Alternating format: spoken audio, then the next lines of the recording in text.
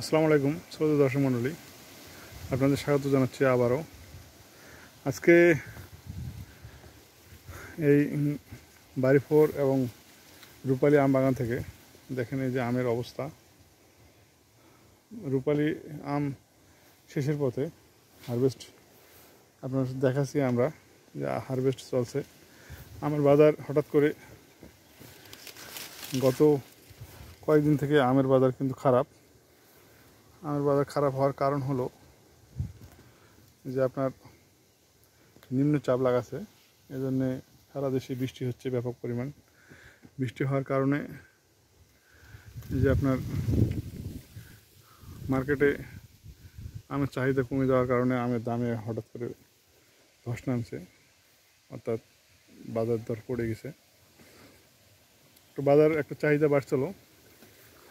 তো এই যে আরেফিন আসছে, আরেফিন আমি এই যে বাগান পরিদর্শনে আসছি। তো আম হারভেস্টের শেষের দিকে হওয়ার কারণে আম আছে, যে মানে রিজেক্ট আমগুলো আছে, ভালো আমগুলো কিন্তু পাড়ি নেওয়া হয়ে গেছে প্রায়। আপনাদের হারভেস্ট করে দেখানো হয়েছিল, শেষের দিকে আমের হারভেস্টের কী অবস্থা সেটা দেখানো হয়েছিল। এই হলো অবস্থা, দেখেন এই যে আমের, দেখেন ফাটা আম। আমগুলো শেষের দিকে আসে মাটিতে রস থাকার কারণে এই যে আম ফাটে গেছে, এরকম অবস্থা আমের। এটা হওয়ার কারণ, এটা রূপালী আম। রূপালী আম এরকম ফাটে যায়। এই ফাটে যাওয়ার কারণটা হলো যে মাটিতে রস, যে আপনারা জানেন যে ঘাস মারা বিষ আমরা দিইনি। এর না দেওয়ার কারণ হলো, আমরা নাও খাওয়া হবে। এই যে আপনারা জানেন যে ঘাস মারা বিষ দিলে যেটা হয় যে মাটির এই গাছেরও কিন্তু শিকড় মরে যায়। আর শিকড় মরে গেলে কী হয়, আম কিন্তু নষ্ট হয়ে যায়। এই গাছ কিন্তু দুর্বল হয়ে যায়। দুর্বল হয়ে গেলে আম কিন্তু দ্রুত পেকে যায়। আর আম পেকে গেলে কিন্তু মার্কেট নিয়ন্ত্রণ করা কিন্তু কঠিন হয়ে যায়। এর জন্য কিন্তু আমরা ঘাস মারা বীজ দিইনি। আর ঘাস মারা বীজ না দেওয়ার কারণে এখানে কিন্তু কার্পেটের মতো এক ধরনের আস্তরণ পড়ে আছে। এই দেখেন, এই যে দেখেন, এই যে অবস্থা, এই যে অবস্থা। এর কারণে কিন্তু মাটিতে পানি জমে আছে। আর পানি জমে থাকার কারণে মাটিতে প্রচুর রস আছে। আর এই রসের কারণে কিন্তু আম কিন্তু ফাটে যাচ্ছে। এই দেখেন, আম কিন্তু ফাটে যাচ্ছে। আমটা, এটা একটা সমস্যা হয়ে গেছে। আম পাকছে কম কিন্তু ফাটে যাচ্ছে, এটা একটা সমস্যা। আর ঘাস মারা বীজ দিলে কিন্তু দ্রুত পেকে যাবে আম। আর আপনাদের দেখাচ্ছি পরে আগের ভিডিওতে কিন্তু ফ্লাই মাছি, যেটা দেখেন আমের ফাটে যাওয়ার অবস্থা। আমের এটা ফাটে যায়।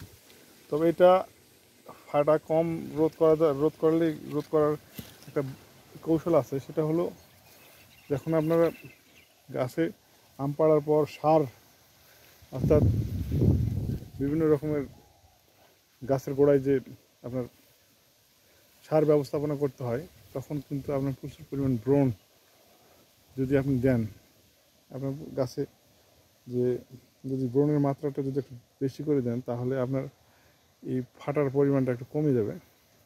পরবর্তী বছর কিন্তু এই ফাটাটা কম হবে।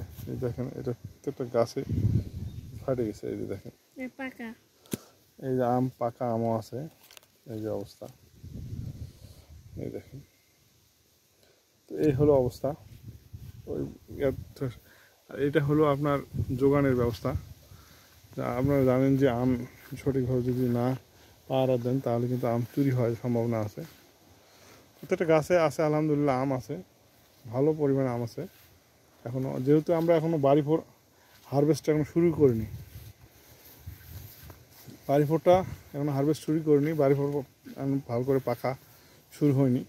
যেটা পাকছে সেটা হলো ওই যে লাল মাছি কামড়ে আপনার এটা পাকছে। আর আরেকটা কারণে, সেটা হলো যে পচার কারণে, মোটা পচা রোগ। এই মোটা পচা রোগের কারণে কিন্তু কিন্তু আম পাকে যায়। এই দুইটা কারণে কিন্তু আম পাকছে। তাছাড়া এমনি ম্যাচুরিটি এখনও হয়নি আম, আরও কিছুদিন যাবে আম, মানে বাড়ি ফোর, তা স্বাভাবিকভাবেই যাবে।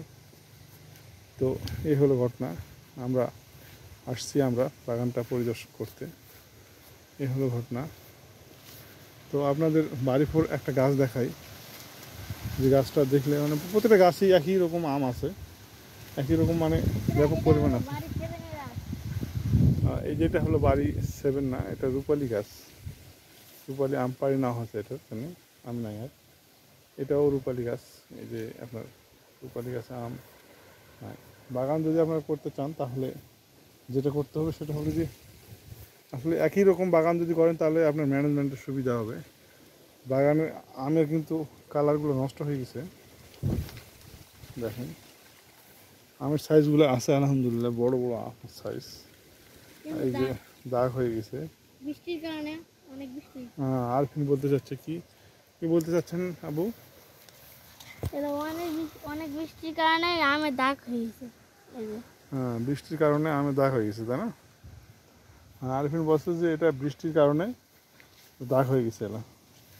আর এই দাগগুলো যেটা দেখছেন, এই যে আমের এই কালো কালো কালা কালা দাগ, এটা হলো কালা দাগ। আসলে এটা হলো ইয়ার কারণে, এটা উকুন পোকা, যেটা বিভিন্ন থিপস আছে, থিপসে আপনার এটা থিপসটা এখন ক্ষতি করে না, এটা ক্ষতি করে হলো মুকুলের সময়। মুকুল থেকে যখন আম গুটি হয় তখন।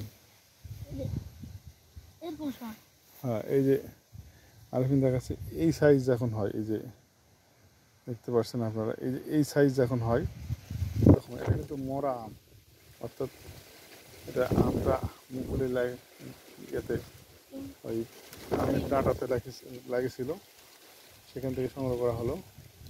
যাই হোক, ওই সময় কিন্তু আমের, হ্যাঁ এই যে এই সাইজে যখন থাকে, তো এই সাইজের আরও আগে এটা তো খসখস হয়ে গেছে, এটা গা পুরোটাই নষ্ট করে ফেলছিল তখন। তো এই যে বিষয়গুলা, এলা আপনাদের আম চাষ করতে হলে যত্ন করতে হবে।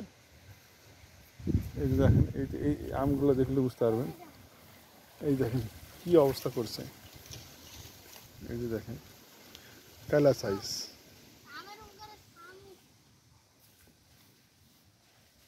কোথায়? হ্যাঁ, আমগুলো সংগ্রহ করে নাও। আর পাকা আমেরও দাম আছে। গতকাল পর্যন্ত আম 1100 টাকা পর্যন্ত, 1100 টাকা ক্যারেট পর্যন্ত আম কিনছে। তাজা আম পড়ছে। হ্যাঁ, এটা পাকা আম, তাজা পাকা। রূপালী আম কিন্তু প্রচুরভাবে পাকছে। তো যাই হোক, এই হলো অবস্থা। তো আপনাদের কিছু যদি বলার থাকে তাহলে আপনারা কমেন্টে এসে বলবেন, আর বিশেষ কিছু বলবো না। আর গৌরমতি আম এখনও কোনো অবস্থা মানে কোনো কিছু হয়নি, ওটা আরেকদিন ভিডিওতে দেখাবো নি, আপনাদের জন্য আকর্ষণ থাকলো। তো ঠিক আছে, ভালো থাকেন, আপনাদের শরীরের যত্ন নিন, আম খান বেশি করে। আলহামদুলিল্লাহ, আজ এই পর্যন্ত শেষ করছি। আল্লাহ হাফেজ।